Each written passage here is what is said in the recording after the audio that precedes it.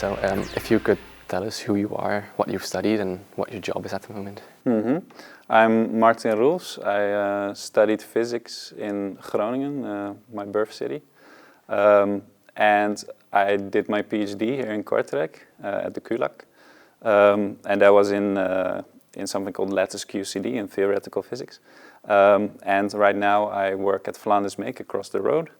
And that's more a job in industry to make the connection between academia and industry. And how did those jobs and studies get you into the geometric algebra world? I got interested in it because of, during my PhD in physics, I attended a talk by one of the other speakers, Steven de Koning, which was also here at Roelfs.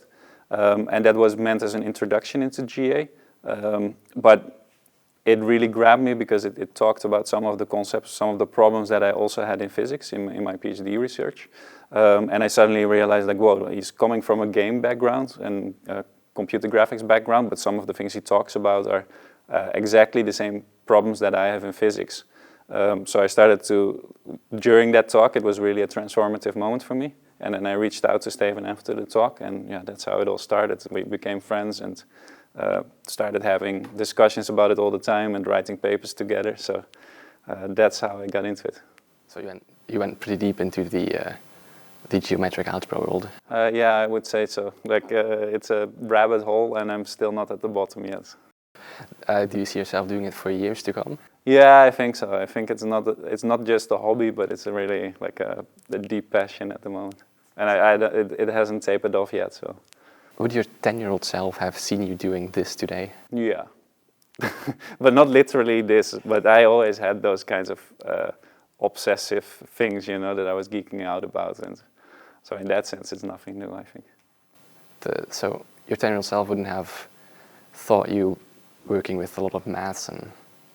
No, but I was always like more of a technical kid, I think. Like I liked engineering and fidgeting with things and fiddling with things, and like more originally I thought I was going to be a welder or something like that, working with metal. But then, yeah, over time it switched because I really enjoyed physics and chemistry and those kinds of subjects. So it switched more to the theoretical side over time. How would you explain geometric algebra to your 10-year-old self? Well, I think I would just go back to the geometry itself, because I think when you start talking about things like reflections, you know, if I reflect my hand in a line somewhere, I will go from a right hand to a left hand. If I do that twice in two different reflections, it becomes a translation. And so all these concepts are actually things that are quite basic, and the algebra is the abstract way of describing it, but what you are describing is very geometrical. And so to a 10-year-old, I would just explain it that way, with a lot of examples, with reflections and working those kinds of things out. So you'd visualize... Yeah, because it's very graphical. And I think that's why it's so nice what we're doing here now, is I think in recent years, through computer graphics and that kind of thing, people suddenly realize that this is the language to express those kinds of ideas. It's super natural for it, specifically for geometrical concepts. Do you have a favorite thing about geometric algebra? Yeah, well, I don't know. That's a tough question. I think there's a lot of nice things about it, and a lot of ways. I think yeah, the whole.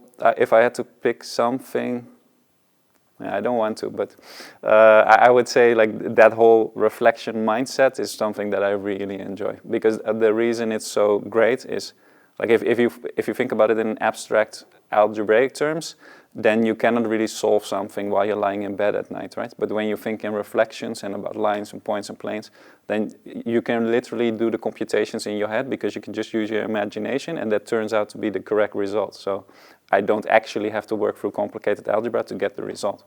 It's just using your imagination, and I think that's quite powerful. So that you can even spend even more time on it even while you're lying in bed at night.